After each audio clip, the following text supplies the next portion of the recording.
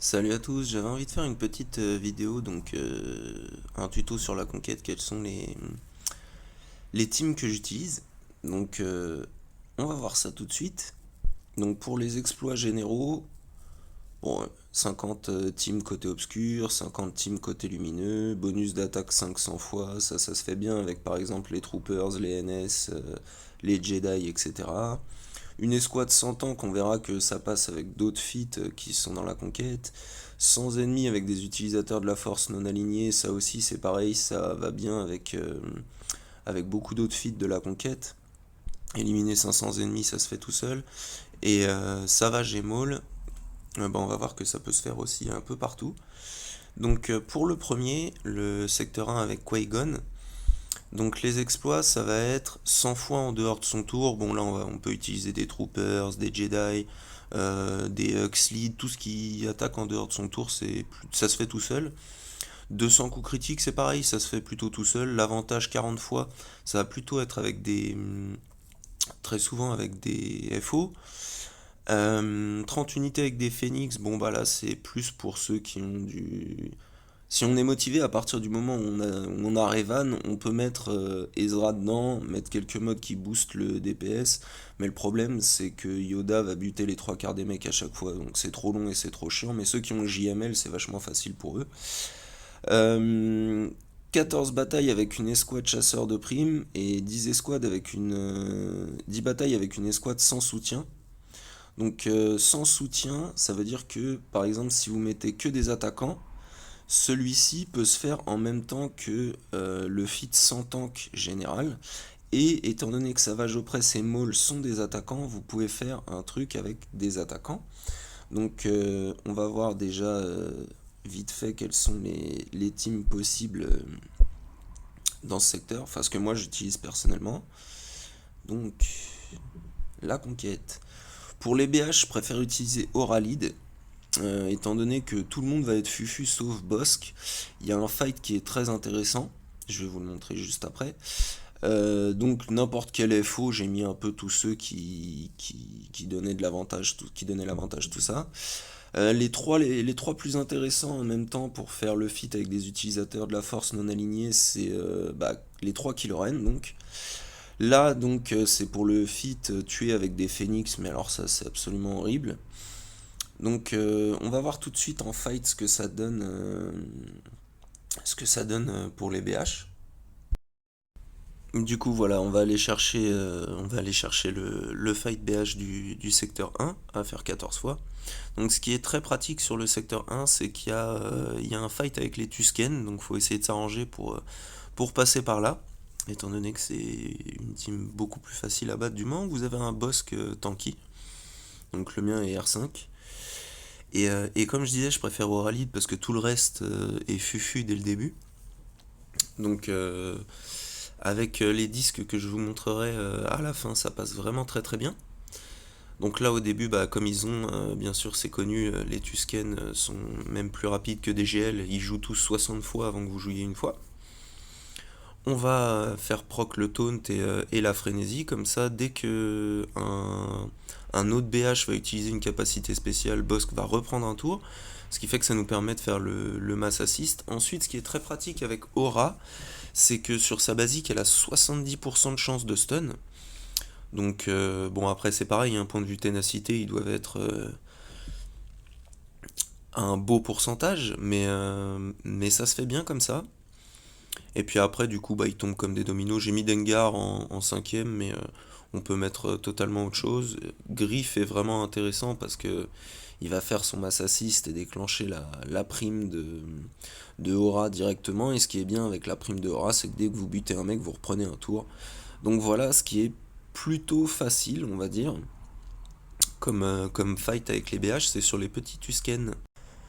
Donc après, pour le secteur 2, avec les boss NS, alors là, obtenez, conférer au moins 100 améliorations, ça se fait hyper vite, par exemple avec Yoda, mais un peu avec tout en fait, donc il n'y a pas vraiment besoin de chercher des teams pour l'avoir, ça se fait un peu tout seul.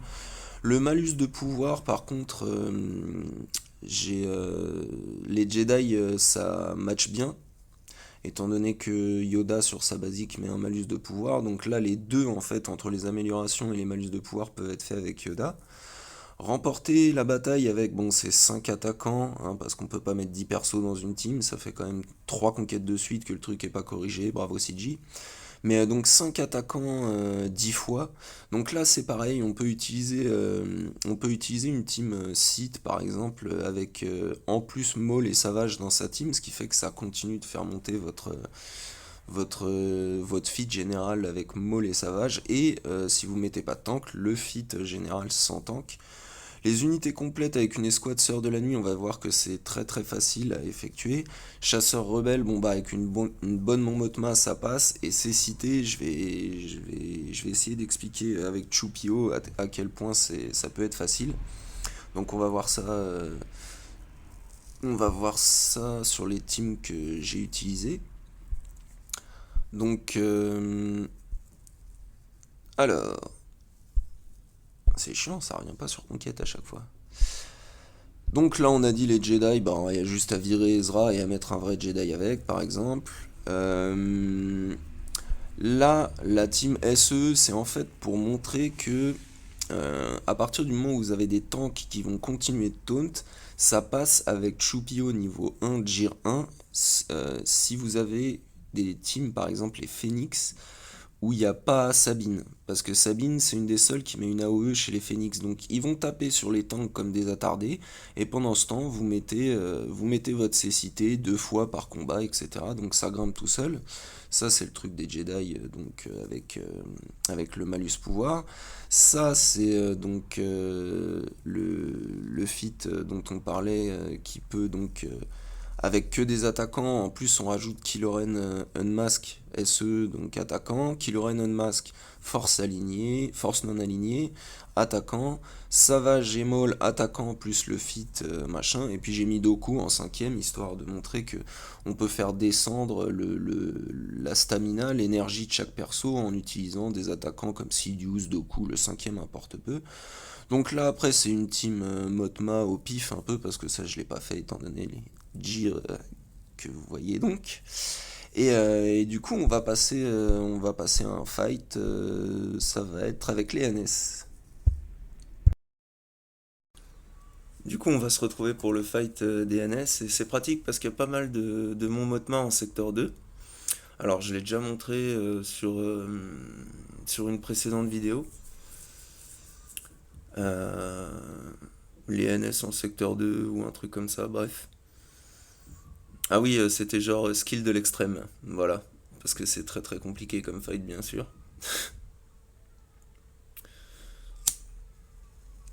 Comme je l'ai déjà fait, on va profiter pour s'en griller une petite.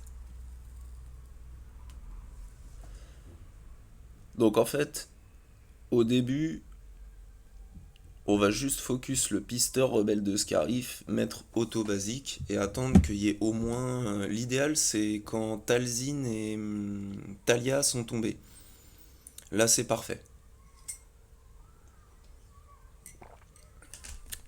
Parce que, parce que Daka et Asajj se rank up. Et du coup, ça fait toujours Assist from the Grave entre Talia et Talzin. Si vous voyez qu'il y en a que les trois sont tombés, donc bah, pas Daka forcément, mais que Asajj aussi est tombé, vous pouvez enlever l'auto, remettre un petit revive de Daka et recommencer en auto basique. En plus, ce qui est bien, c'est qu'au bout d'un moment, vous tapez tellement fort que vous allez faire que du one shot avec Asajj, ce qui fait que ça compte pour vos nombres de kills total. Nombre de kills totaux, pardon. Total, toto. Le total du nombre de kills. Ouais, on s'en fout. Et, euh, et du coup, voilà, faut juste au moins qu'il y en ait une qui tombe. Deux, c'est bien, surtout avec Talzin. Personnellement, quand un sage tombe, des fois je la laisse comme ça quand Talzin est debout. Mais sinon, j'ai tendance à la raise. Parce qu'on sait jamais, au bout d'un moment, ils peuvent mettre pas mal de dots sur Daka quand même. Et du coup, et l'entamer déjà sur sa santé. À ça, elle a son petit heal qui est pas mal, donc c'est plutôt pratique. Donc en gros, c'est ça pendant 4 minutes de combat. ou 3 minutes 30 à peu près. Et puis après, vous allez enlever le mode auto, et à ça, j'ai tellement rank up que vous mettez 2 AOE dans le tas, et puis il n'y a plus personne. Ce qui est assez pratique. L'auto basique, il n'y a que ça de vrai. Ça, c'est du skill. Qu'est-ce qu'il y a? Là, c'est vraiment parfait. Quand Alzine et Talia sont tombés, après, le problème, c'est que à partir de maintenant, à chaque fois qu'Assage va mettre une baffe, il y a une des deux qui va assister. Et comme sous le lead de Talzin, quand vous tuez un mec, bah ça raise définitivement la Night Sister qui assiste from the grave, bah ça a tendance à être chiant. Là par contre, par exemple, à chaque fois Talia elle revient du coup. Parce qu'à chaque fois que Assage met une tarte, quand ça fait un beau critique, bah le pisteur il y passe. Et du coup c'est un peu plus long de se rank up sur la fin. Mais ça reste pas mal, ils vous tuent régulièrement, et puis elles restent pas les deux, étant donné que c'est une fois par tour qu'elles assistent from the grave. Ensuite, on enlève pour vérifier à quel point la, l'AOE d'Assage tape fort. Là, elle tapait pas assez fort pour les one-shot tous, donc encore un petit coup d'auto basique. Retour au super skill. Et là, à chaque fois qu'elle joue, elle les détruit. Pouf, pouf. Donc ce qui est bien, comme je disais, c'est que ça fait augmenter vos nombres de kills dans le feat principal des 500 kills, je crois, un truc comme ça. Il y a un truc comme ça, il me semble. Et puis une fois que vous l'avez fait en 3 étoiles, vous n'avez même pas besoin de vous embêter à essayer d'avoir tout le monde debout. Du moment que ça claque en face, c'est bon. Et donc voilà pour les petites NS. Ensuite, on va passer au feat avec les 5 attaquants. Et, euh, et comme je disais, le tout c'est de mettre en gros un bon GL et puis Savage Maul, comme ça vous faites deux feats à la fois. Le Killoren masqué, étant donné que c'est un utilisateur non aligné de la force pour les kills. Et puis un cinquième qui est juste un attaquant dont vous n'aurez pas besoin, oh la vache, dont vous n'aurez pas besoin ailleurs. Donc là j'ai mis avance rapide hein, parce que c'est pas intéressant, hein. C'est juste le temps que elle se rank up son ulti et poum. Donc là, l'avantage, encore une fois, de la survivabilité, bah, c'est qu'ils ont beau prendre des grosses starts, bah, ils meurent pas, tout simplement. Et du coup, voilà, on a des chances de faire des kills avec tout ce qu'il faut et d'utiliser ce qu'il faut pour monter plusieurs feats à la fois. Voilà, voilà.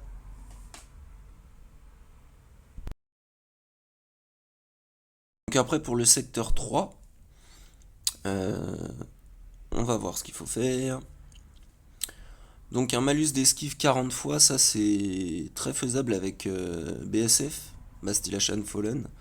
Le camouflage 40 fois, bah, ce qui est bien, c'est que en mettant Moll Lead, Savage et des sites, etc., avec un bon malak, et bah, vous avez moyen de le faire très vite et en plus de continuer de faire le feat Savage et Maul pour le feat général. L'étourdissement 100 fois, bon bah ça passe bien avec des Palpatine, Doku, etc. etc. Frénésie 20 fois, il est dans une boutique, donc je le montrerai après. Et c'est vachement pratique parce que sinon, faire plein de combats avec Bossk ou quoi que ce soit, il y en a déjà assez à faire avec les BH dans le secteur 1, donc c'est pas forcément utile. Et les unités impériales, ce qui est vraiment facile, je trouve, ce sont les troopers. Donc on va voir comment ça se passe. Au passage, pour le feat Ancienne République, donc il y a une team Revan, hein, tout simplement, encore une fois. Donc plutôt accessible. Et ensuite, donc, bah, on va utiliser les troopers donc pour faire le feat unité impériale. Et on va leur mettre frénésie, activer le petit boost qu'on a acheté 15 thunes de conquête là, chez un Jawa. Ils sont utiles ces Jawa, c'est fou quand même.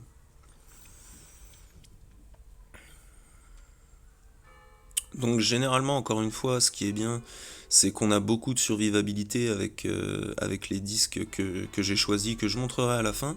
Ce qui fait que ça vous permet de manger quand même les premiers hits des NS qui rigolent zéro.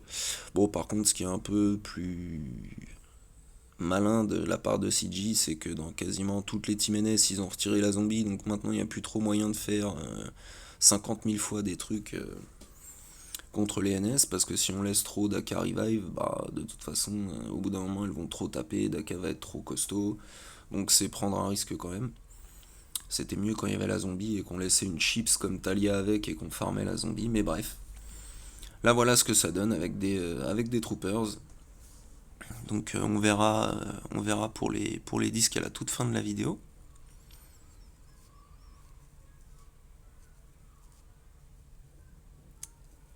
Et du coup voilà pour Frénésie, je l'avais pas utilisé là parce que je l'avais pas, mais j'avais record le combat. Il suffit de mettre Frénésie sur toute la team, le faire deux fois, l'acheter deux fois et ça fait 2 fois 2. Sauf si vous perdez deux fois et que vous gagnez deux fois. Voilà. Du coup on se retrouve pour le secteur 4 avec Maul en boss. Donc là il y a deux trois feats qui sont un peu chiants. Faux pas 60 fois, c'est pareil, c'est avec BSF que ça se fait bien. Les full contrebandiers, c'est Nest qui fait vraiment le café, donc après faut avoir une bonne Nest. Je montrerai le combat de tout à l'heure. Un bonus d'esquive 20 fois, alors ça c'est avec Anne. Esquiver sans attaque, bon bah c'est pareil, hein, toujours Maul, Savage et ce que vous voulez, comme ça fait grimper les deux. Voir les 3 voire les 4 que vous pouvez mettre si vous mettez pas de tank et que vous mettez un killer on mask et qui fait des kills, et ben ça vous fera augmenter les kills sur les utilisateurs de la force non alignée, pardon, et vous aurez le truc escouade sans tank qui grimpera aussi. Donc 10 batailles avec une escouade sans attaquant, ça je le fais énormément avec Trialid, Sion, Nihilus, Malak et comment s'appelle-t-il Watt. C'est extrêmement facile. Unité Mandalorien, j'ai même pas essayé. Parce que je trouve ça relativement chiant. Le truc que je vois, à part BAM, le truc que je vois le plus facile, entre guillemets, c'est de prendre des BH, déclencher la prime, et rect avec le Mandalorien et Django, il me semble. Je crois que Boba est pas considéré comme un Mandalorien. Donc on va voir ça tout de suite pour les escouades contrebandiers. Donc on part sur les géos. J'ai déjà fait deux vidéos sur Nest, donc on peut faire les Padmé, on peut faire les géos et tout, mais les géos, ce qui est bien, c'est que c'est vraiment en auto. Quoique je pense avec les bonus de disque, ça pourrait passer les Padmé en auto aussi.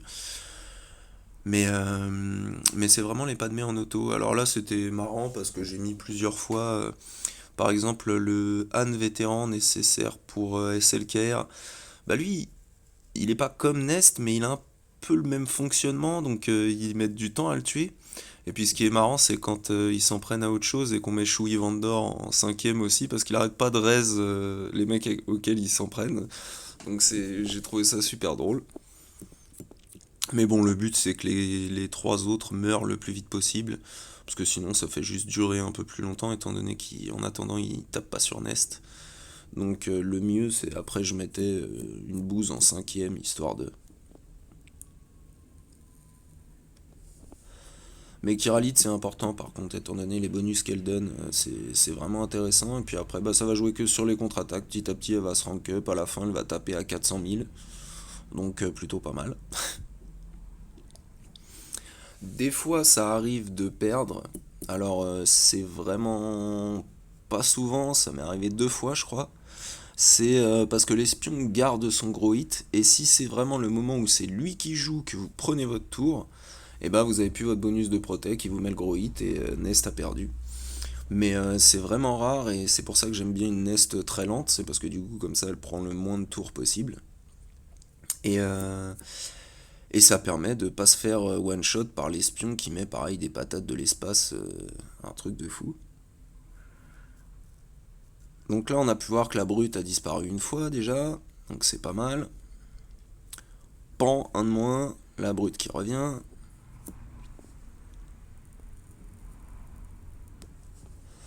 La brute est repartie, 250 000 quasiment, c'est pas mal.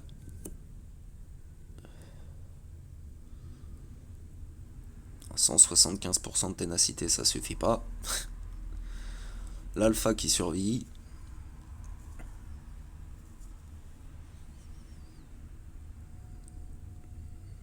Il rappelle la brute. C'est pareil, ça pour les kills dans le feed général. Ça mange pas de pain, ça en fait toujours tuer plus à la filée. Bon bah là le crit damage là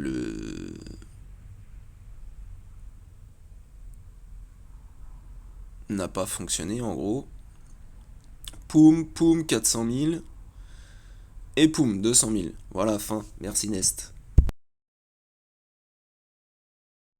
Ensuite, on va voir pour le fit sans attaquant. Alors moi, honnêtement, ma team préférée sans attaquant, ça reste des sites et l'ami Watt. Donc le Trium, Malak et Watt. Parce que ça tombe pas, donc ça fait 3 étoiles au passage. C'est vraiment, c'est vraiment nickel. Et puis c'est un combat qu'on peut rapidement mettre en auto, mine de rien.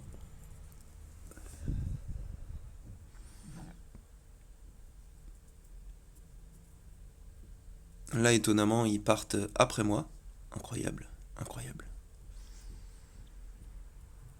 Donc on a isolé Padmé. On va aller gifler Anakin comme d'habitude.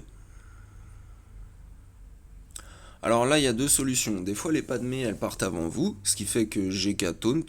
Donc perso, j'isole GK, étant donné qu'avec les disques, on a encore plus de survivabilité selon ceux qu'on met. Et je vais rect Anakin et Padmé et je mets en auto. Enfin, je vais rect Anakin, je mets le focus sur Padmé et je mets en auto. Et sinon, si vous êtes plus rapide, bah, j'isole Padmé, je tape sur GK pour éviter de faire proc le taunt. Et au moment où Nihilus prend un tour, si GK taunt, je le recte quand même. S'il taunt pas, Anakin y passe, et puis après, il n'y a plus qu'à mettre en auto. Donc c'est plutôt rapide et facile. Là, j'augmente quand même leur délai, histoire de. Ça fait proc le taunt de GK. Bon, j'en avais marre, donc boum, voilà. Hein. Anakin il risque pas de faire trop de mal. Sion a pris 46 000 debuffs en plus, donc Nihilus il doit avoir 3 milliards de PV là. Et puis en attendant, on gère juste. Si on veut, on peut gérer le focus pour qu'ils aillent mettre une tarte à Anakin direct, mais là ils font ce qu'ils veulent, ils étaient sur Padmé, donc bon, pourquoi pas. Allez-y les petits gars, pan, Padmé fin. Choisis d'isoler Chippy, bon, pourquoi pas. Hop, un petit drain. Plus qu'Anakin et C3. Et boum. Un seul touché du lancer de sub qui fait 87 000. Si on compte le x3, ça pique. Donc voilà pour les escouades sans attaquant, qui était un défi à faire. Donc le secteur 5 avec Kenobi en boss final. Ouhou, fait trop peur. Le secteur 5, donc la confusion, c'est pareil, c'est relativement facile, étant donné que, encore une fois, Maul met une AOE confusion, mais, donc ça peut feed, encore une fois, si vous n'avez pas fini le feat avec Maul et Savage, mais en dessous, on voit qu'il a éliminé 40 unités avec la Bad Batch, on va voir un combat, et il y a l'AOE de Echo, donc le premier à jouer normalement si vous avez le bon turn order, qui met la confusion à tout le monde, donc ça grimpe très vite. Alors 14 batailles avec une escouade complète d'unités géonosiens, c'est un peu le même principe que ce que j'expliquais tout à l'heure avec Chupio. C'est les phénix qui n'ont pas d'AOE, c'est un régal en fait avec les géonosiens. Pour peu que vous ayez un alpha, pardon, pour peu que vous ayez un alpha qui soit tanky et à peu près speed, sinon vous bougez vos modes et puis ça passe vraiment tout seul. Éliminer sans ennemi, bon bah ça se fait tout seul. Infliger la marque 40 fois, bah encore une fois ça se fait bien avec Revan. Et remporter pardon, 20 batailles sans perdre d'unité, bah ça se fait forcément étant donné que vous allez essayer d'avoir 3 étoiles partout, puis vous allez refaire des combats avec que ce soit les Géos ou la Bad Batch, il y a largement moyen de finir à 5. Et du coup on va se retrouver pour un petit fight. Donc là on va mettre le fight en avance rapide étant donné que j'ai déjà fait une vidéo sur les Géos, il me semble. Peut-être pas d'ailleurs. Bref. Donc les géos sur les phénix, alors ce qui compte c'est d'avoir l'alpha relique et peut-être l'espion aussi, c'est assez pratique d'avoir l'espion relique parce qu'il faut qu'il tape fort. Le seul qui peut vraiment détruire tout le monde c'est Ezra, donc là boum, avec un espion qui tape fort on l'OS direct. Et il y a un petit truc qui est pas mal aussi sur les géonosiens, c'est que... attention, ça arrive. Cette capacité-là, la deuxième, elle met le Daze, donc ça fait augmenter les stats sur la confusion. Voilà. Et du coup, voilà comment se passe un combat de Géo. Donc j'ai pas changé de mode, j'ai juste les disques que je montrerai à la fin, bien sûr. Donc on va passer au fight de la Bad Batch sur une team GG, du coup. J'ai pris la première parce que bah, elle passe bien, du coup, pourquoi pas. Donc j'ai quand même 3 G13, mais la première fois que je l'ai fait, j'avais encore tech en 6 étoiles.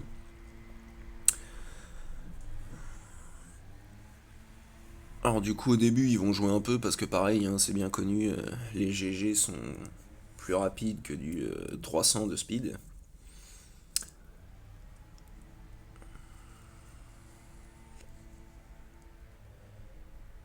Donc là ça ruine un peu notre turn order, ce qui fait que je suis obligé de voir à peu près comment je pourrais rattraper le coup.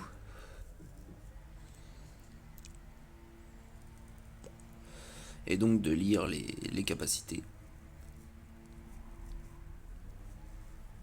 Donc là on va enfin pouvoir mettre notre days de masse.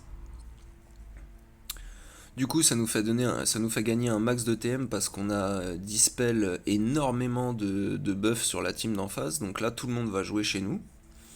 On a réussi à se remettre absolument full partout, donc ça c'est parfait. On peut voir que même en R4, je crois, le Wrecker il encaisse comme un champion du monde. Alors là, ils continuent leur délire. Nous, on continue le nôtre. On va tenter le stun. Bon, Wrecker, 133% de pouvoir, qui stun juste l'ami Magnagard, pourquoi pas. C'est pas très très grave. Donc là, en plus,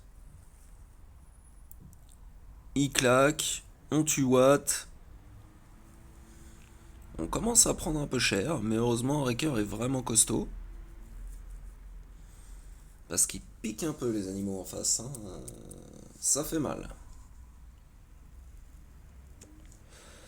Wrecker qui tombe toujours pas, c'est absolument insane comme compo, je trouve. Et là, boum, on reprend de la santé, de la protec.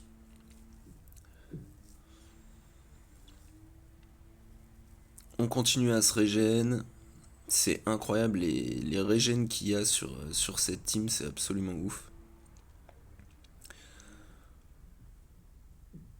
Hop là, et puis fin de GG. C'est le pire combat que j'avais fait, hein. Sinon normalement ça se passe beaucoup mieux. Voilà, donc j'espère que ce petit tuto vous aura été utile. Alors ça comporte pas les fights avec les boss et les mini-boss de chaque secteur, ce sera pour peut-être pour une autre vidéo éventuellement. Mais c'était surtout pour montrer comment vite cumuler les exploits à réaliser, aussi bien les exploits généraux, J'ai même avancé sur le light side ce coup-ci. Wouhou. Les exploits généraux que les exploits à l'intérieur même des feeds, comment essayer de les cumuler. Surtout par exemple on a pu voir que Maul Savage c'est vraiment très facile à réaliser parce que Maul est utile à peu près partout, que ce soit pour le daze, etc., l'esquive, le camouflage, c'est très intéressant. On a pu voir qu'il n'y avait pas forcément besoin de gros gear et du coup je vais juste parler vite fait des disques. Alors perso, moi j'ai cherché la survivabilité parce que ça permet de faire durer tous les combats le plus longtemps possible, étant donné qu'il y a plein de trucs où il faut infliger faux pas, il faut réduire le TM, il faut infliger daze un maximum de fois. Donc en fait, si vos persos sont tanky, si vos persos sont vraiment tanky, et ben ça vous permet de faire durer le fight. Tandis que si vous mettez des trucs d'attaque, généralement vous mettez quelques effets qui comptent pour les feats et vous rectifiez tout le monde, donc c'est trop rapide en fait. C'est pour ça que vitalité, comment ça s'appelle, retranchement c'est bien aussi. La capacité de leader augmentée, là je sais plus, je crois que je l'ai là. Détermination du chef, hyper intéressant. Il y a un truc où il récupère aussi, c'est quoi? Pas ça, pas ça, pas ça. Il y a beaucoup de vitalité. Ça, c'est récupérer de l'attaque. L'immunité au coup critique aussi, ça peut être pas mal. Celui-là, il est bien, ambition fanatique, mais le problème, c'est que vous allez rectifier les mecs à une vitesse incroyable avec des persos comme Nihilus, Traya. Le triple lancer de sable sur Traya, il est insane avec ce truc-là. En plus, elle est lead, donc c'est un vrai monstre en cumulant les deux. Ça, c'est pour la jauge de tour, ça peut être utile de jouer vite. Vol de santé, pénétration de défense, j'avais pris pour tester, mais c'est pas ouf. Là, il y a la jauge de tour. Voilà, et il y a des trucs genre soutien opportuniste qui vous permettent de récupérer 4% de santé. Et il y a des trucs qui vous permettent de récupérer de la protection quand ils attaquent en dehors du tour. Donc tout ça, ça compte point de vue survivabilité. Ce qui a été mon choix, on va dire, pour en tout cas les feats des secteurs. Ça m'a permis de passer avec des NS pourris, des Géo pas fou étant donné qu'il n'y a que 2 G13, et puis de booster Nest pour qu'elle puisse encaisser aussi, etc., selon les secteurs. Donc voilà, j'espère que ça vous aura été utile. Allez, salut à tous.